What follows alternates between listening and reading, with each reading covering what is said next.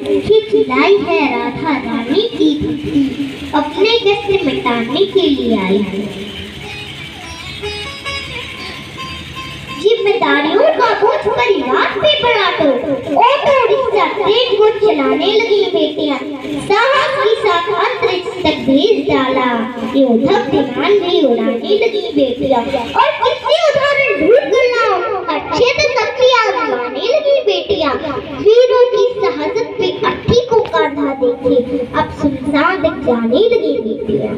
घर में पिता की हाथ रहती है माँ के साथ, पिता की समस्त बाधा हटती है बेटियां। दो लफ्ज़ बोलने से सोचती है, मन में सहती है, डरती है बेटियां। बेटे हो वो दंड भले दुखाती है आपका दिल, कष्ट सह के भी धैर्य रखती है बेटियां, कष्ट सह के भी धैर्य रखती है बेटियां। पृथ्वी जलन से लाल सबके लिए है, नित्य प्रति कोप में जो मरती है बेटियां, नित्य प्रति कोप में जो मरती है बेटियां। हाँ मैं भी बेटी हूँ, हाँ मैं भी बेटी हूँ, मत मारो मुझे कोप में लोगों, मारो मुझे कोप में लोगों, इस धरती पर आने दो, मुझसे मेरा हक ना छीनो, कुछ करके दिखलाने दो। पढ़ लिख कर परिवार का मैं भी सम्मान बढ़ाऊंगी, बेटी हूँ तो क्या बेटों से ज्यादा फर्ज निभाऊंगी।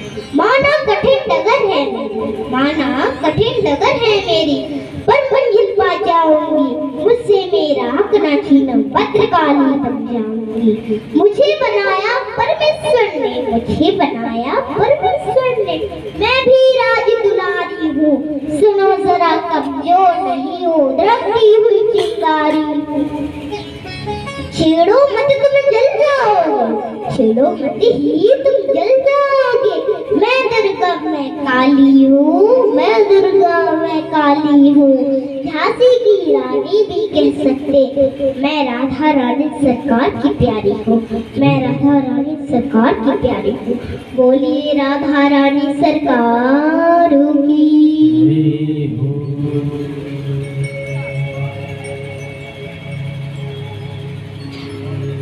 भागवत की महिमा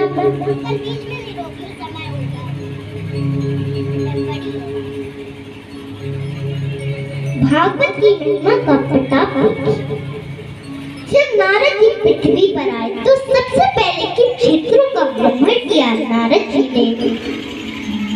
बद्रीनाथ, ऋषिकेश, केदारनाथ, मथुरा, वृंदावन, बनारसी, पुष्कर, जगन्नाथपुरी, रामेश्वर, द्वारकापुरी इत्यादि समस्त तीर्थों का भ्रमण किया नारद जी ने, पर उन्हें शांति की प्राप्ति नहीं हुई, क्योंकि उस समय अधर्म का साया कलयुग आ चुका था। नारद जी ने सोचा आगे बढ़े शायद कुछ देखने को मिले, आगे बढ़े शायद कुछ देखने को मिले, पर नारद जी ने क्या देखा? सत्यम नास्ति तपासोचम दयादानं न विद्युते, उदरम भलो जीवा बारका कूट फांसीड़ा। सत्यम नास्ति पवित्रता नहीं है, दयादानं नास्ति दया और दान भी नहीं है। बड़े बड़े साधु संत स्वभाव से असत और राक्षसी हो गए हैं, मात अपना पेट भरने में लगी हुई है। खुश रहो, धर्म की ओर विपक्ष होकर अधर्म कमा रहे हैं। नारद जी ने जब ये देखा बड़ा दुख हुआ, आगे बढ़े। इससे बड़ा पाप देखा कि जिस देश में, जिस पृथ्वी पर भगवती जगदम्बा मात्र की कन्याओं का पूजन किया जाता था, आज उसी देश में उन्हीं कन्याओं के माता पिता लोभ के वशीभूत होकर, खुश रहो, लोग के वशीभूत होकर कन्याओं को बेच रहे हैं। नारद जी ने जब ये देखा बड़ा दुख, आगे बढ़े। भ्रमण करते करते नारद जी परम जन्म भूमि माँ यमुना के पावन तट पर श्रीधाम वृंदावन पहुंचे। श्रीधाम वृंदावन में नारद जी देख रहे हैं कि माँ यमुना के पावन तट पर एक सुंदर सी देवी बैठी है, जिसके बाजुओं में दो वृत्त पड़े हैं और उसकी चारों तरफ सुंदर सुंदर देवियां बैठी हैं। कुछ हो गया होगा, मुझे क्या आगे बढ़ने लगी। पर वो देवी नारद जी को देखकर खड़ी हो गई और हाथ जोड़कर कहती है, भू भू साधु क्षणमति स्तो मच्चिन्ताम विनाशाय दर्शनम तव लोकस्य सर्वथा हरम परम।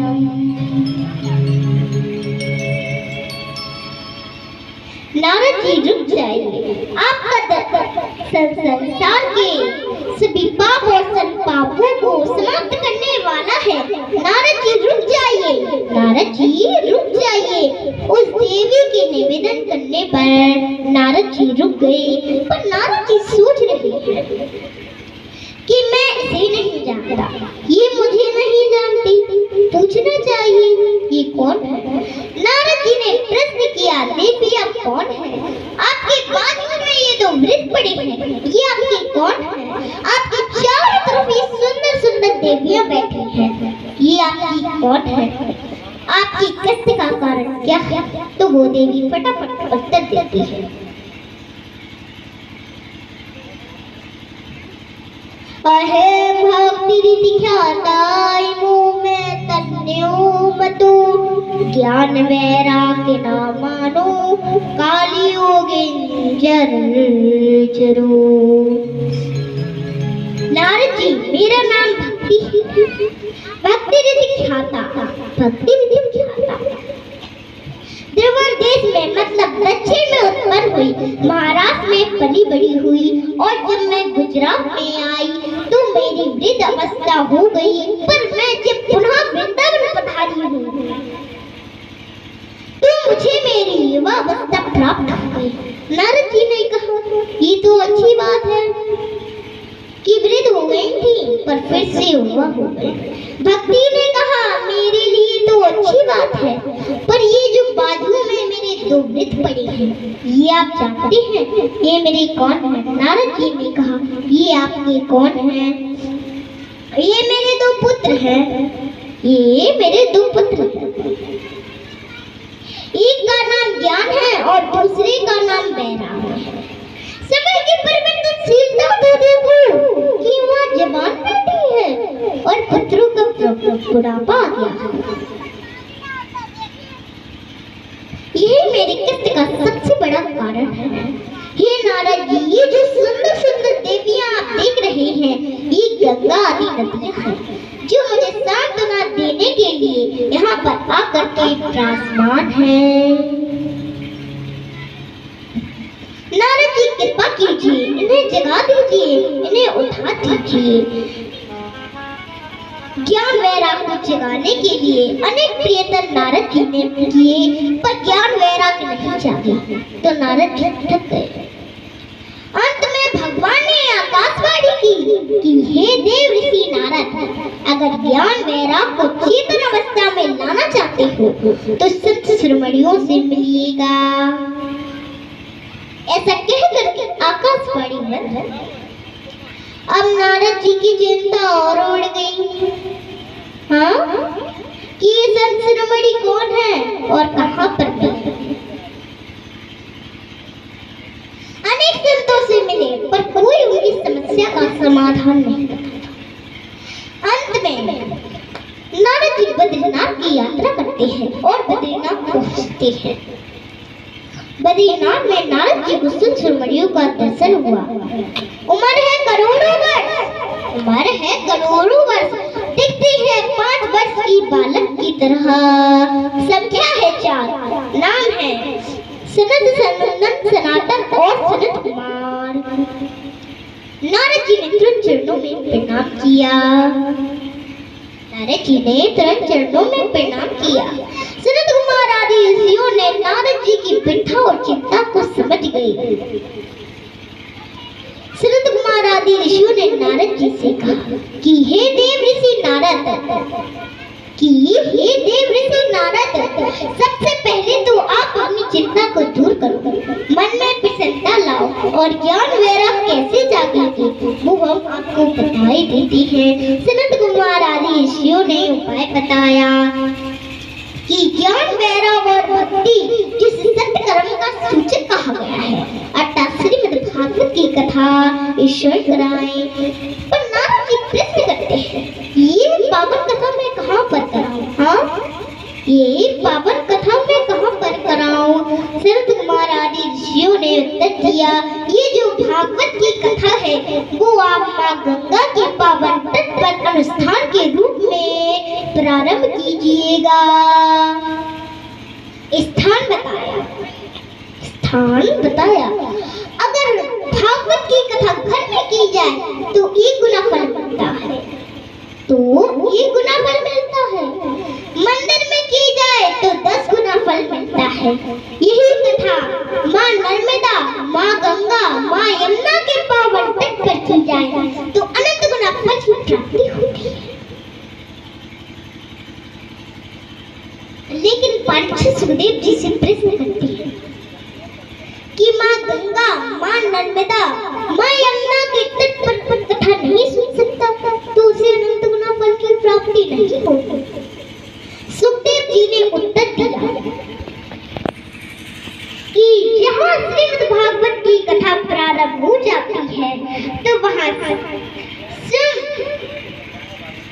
माँ नर्मदा, माँ यमुना, माँ गंगा, माँ गोदावरी, माँ सरस्वती समस्त पवित्र नदियाँ उस स्थान पर आकर के विराजमान हो जाती है। फिर गंगा के पावन तट पर जाने की जरूरत ही नहीं पड़ती। गंगा स्वयं उस स्थान पर आ जाती है जहाँ श्रीमद् भागवत की कथा प्रारंभ होती है,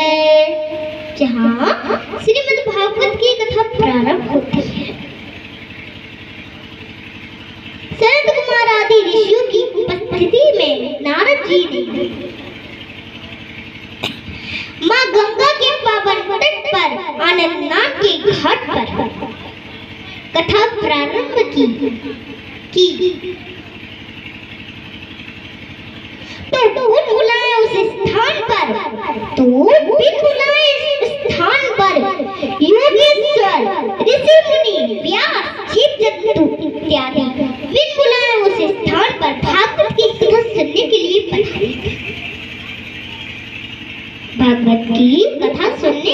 पधारे थे। पहला असर ये हुआ उस स्थान पर कि जो भक्ति दुबली पतली हो गई थी, जो ज्ञान वैराग्य दुबले पतले हो गए थे, वे हस्त पुष्ट हो गए। और जैसे ही भागवत जी की धुनी कानों में पड़ी, ऐसा कहते हुए श्री कृष्ण गोविंद हरि मुरारी, हे नाथ नारायण वासुदेवा। कृष्ण गोविंद हरि मुरारी, हे नाथ नारायण वासुदेवा। श्री कृष्ण गोविंद हरि मुरारी, हे नाथ नारायण वासुदेवा।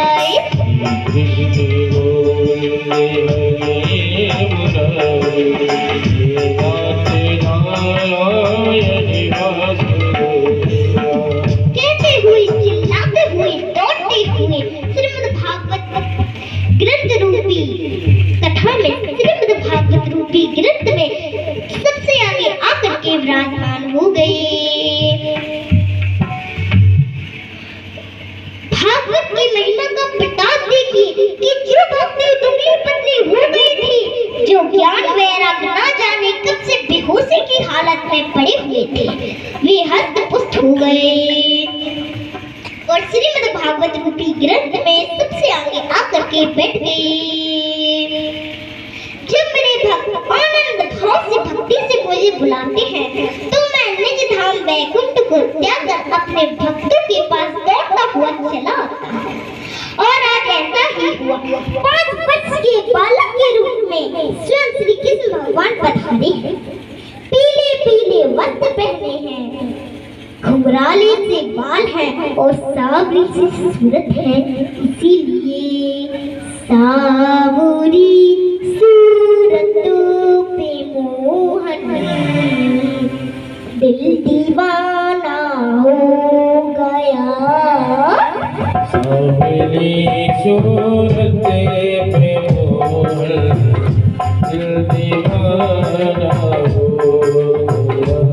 सावरी सूरतों पे मोहन दिल दीवाना हो गया। सावली सूरत पे मोहन दिल दीवाना हो गया। दिल दीवाना हो गया मेरा, दिल दीवाना हो गया। दिल दीवाना हो गया मेरा, दिल दीवाना हो गया। सावरी सूरतों पे मोहन दिल दीवाना हो गया। सावली सूरत पे मोहन दिल दीवाना हो गया।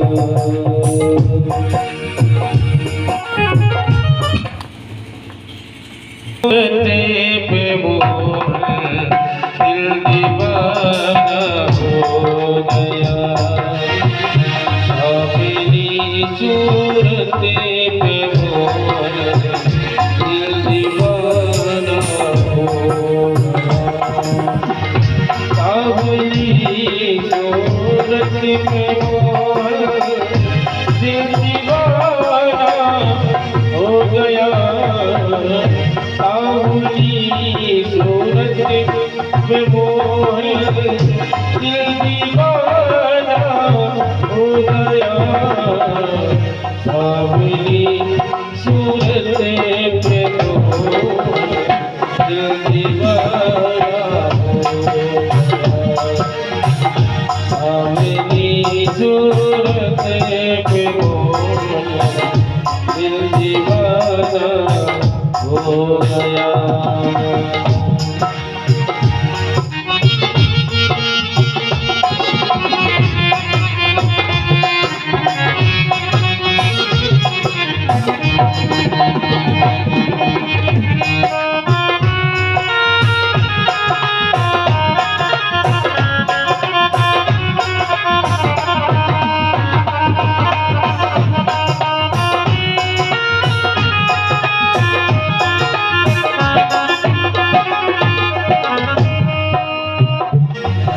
एक तो तेरे नैन का दिल, दूसरा काजल लगा। एक तो तेरे नैन तिरछे, दूसरा काजल लगा। एक तो तेरे नैन का दिल, दूसरा काजल लगा। एक तो तेरे नैन तिरछे, दूसरा काजल लगा। तीसरा नजरे में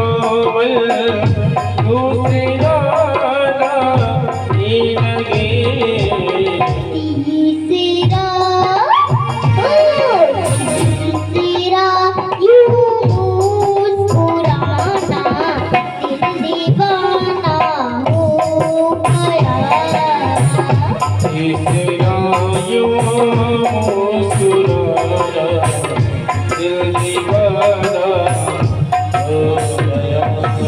सावरी सूरतों पे मोहन दिल दीवाना हो गया।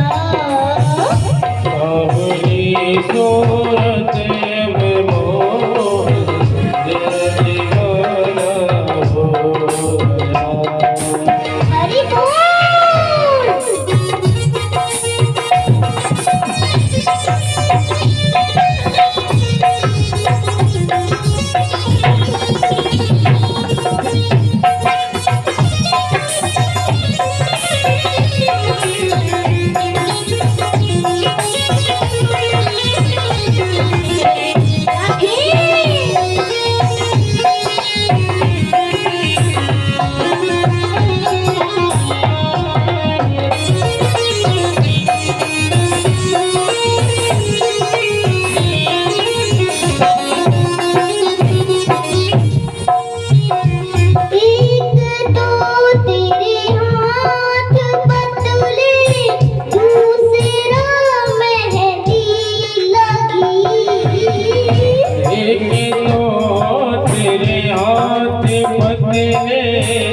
दूसरा मेहंदी लगी। तीसरा जहो तीसरा बंसी बजाना दीवाना हो गया। तीसरा मुरली बजाना दिल दीवाना हो गया। सावरी सूरतों पे मोहन दिल दीवाना हो गया। सावरी सूरत पे मोहन दिल दीवाना हो गया। एक तो तेरे पाँव नाजुक दूसरा पायल बंधी। एक तो तेरे पाँव नाजुके दूसरा पायल बंधी। तीसरा घुंघरू बजाना दिल दीवाना हो गया। तीसरा घुंघरू बजाना दिल दीवाना हो गया। सावरी सूरतों पे मोहन देखो दिल दीवाना हो गया। सावरी सूरत में मोहन दिल दीवाना हो गया।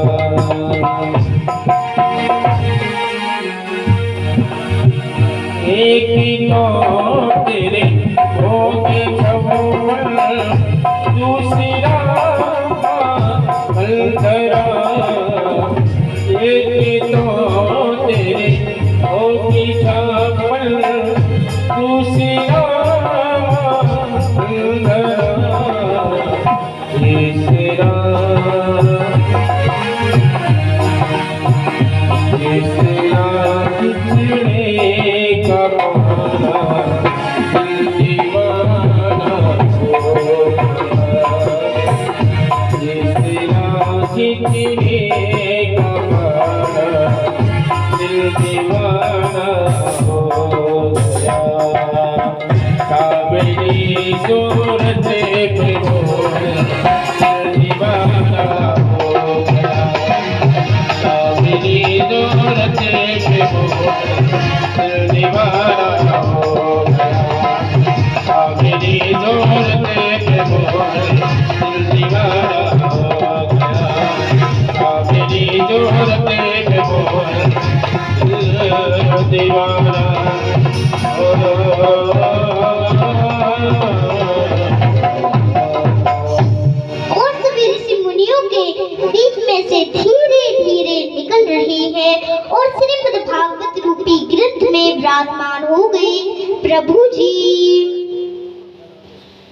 जब श्रीमद् भागवत की कथा प्रारंभ हो जाती है तो पहले दिन स्वयं श्री कृष्ण भगवान पधारते हैं और भागवत में विराजमान हो जाते हैं। बोलिए बाके बिहारी लालो की जय हो।